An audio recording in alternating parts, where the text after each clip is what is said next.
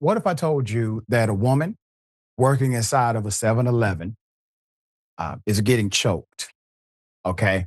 Her life is flashing before her eyes. She has a defensive weapon. She has a gun. She utilizes said gun in order to save her life. She gets blamed. She gets fired. And now needs a job. You will say that's completely unfair. Who would do this? Put her full mask. 7-Eleven. Clerk choked by customers fired for shooting her attacker. 25-year-old Stephanie Dilyard was working the night shift at an Oklahoma City 7-Eleven. I want you to keep her picture up. She works the night shift in an Oklahoma City 7-Eleven.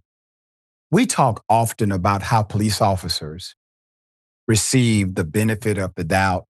Court rulings tend to go in their favor.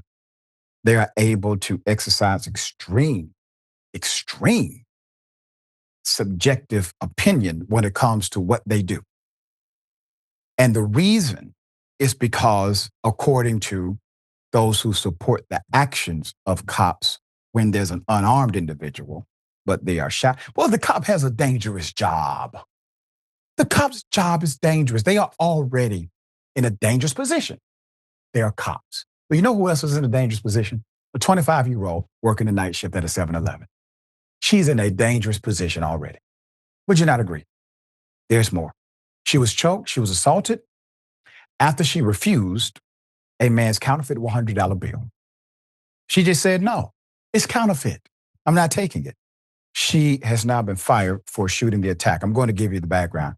Fearing for her life, authentically fearing for her life, she shot the suspect in the stomach with a gun that she kept behind the counter for self-defense. The attacker fled and was later arrested at the hospital. He faces multiple serious charges. Meanwhile, the young woman who defended herself is out of a job. The $80 billion convenience store behemoth. You heard me right. $80 billion convenience store behemoth justified her firing on the strict company policy that bans weapons of self-defense, including mace, at work. The mother of three, who has worked the 11 p.m. to 7 a.m. shift for more than 2 years, thinks the policy is, quote, not realistic. And her terrifying experience has sparked an online debate about carrying while on the job. Before I get into the attack, I want you to understand the framing of the debate. This is not simply about a woman bringing a defensive weapon to work. This is also about why would an $80 billion company not provide appropriate security for their night shift worker by herself in the store? Why would they not provide appropriate security? We'll get into that. Events unfolded just before midnight. This was on a Thursday, November 13th.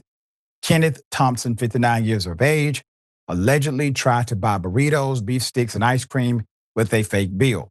Dilyard spotted something was amiss right away.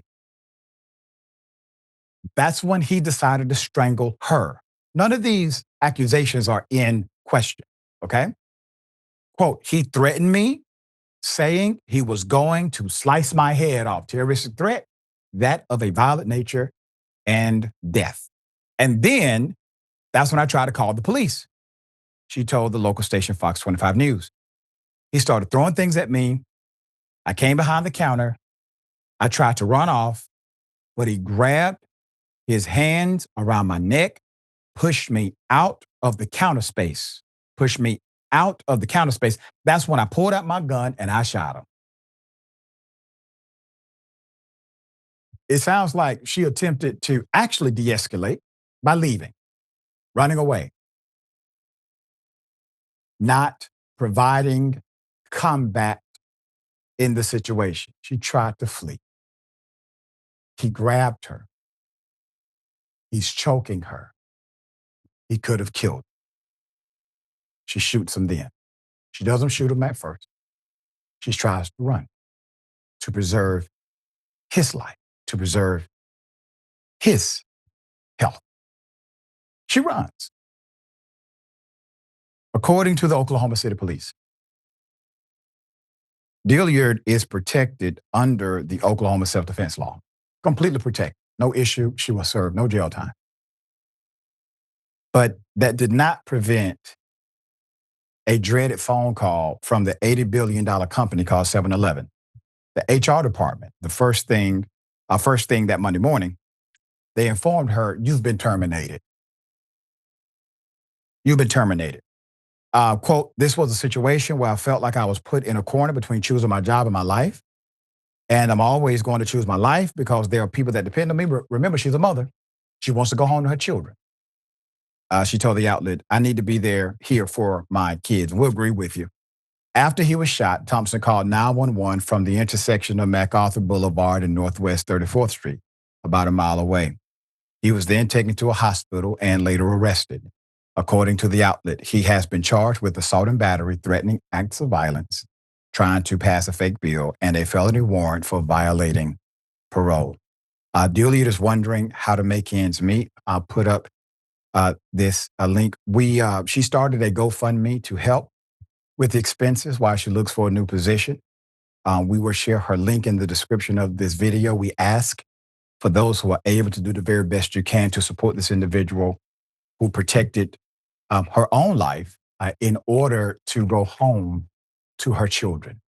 We are thankful that you are alive. You don't get more clear-cut self-defense than this. She actually acted in a way to preserve her life and to not have to engage in combat or in shooting the perpetrator.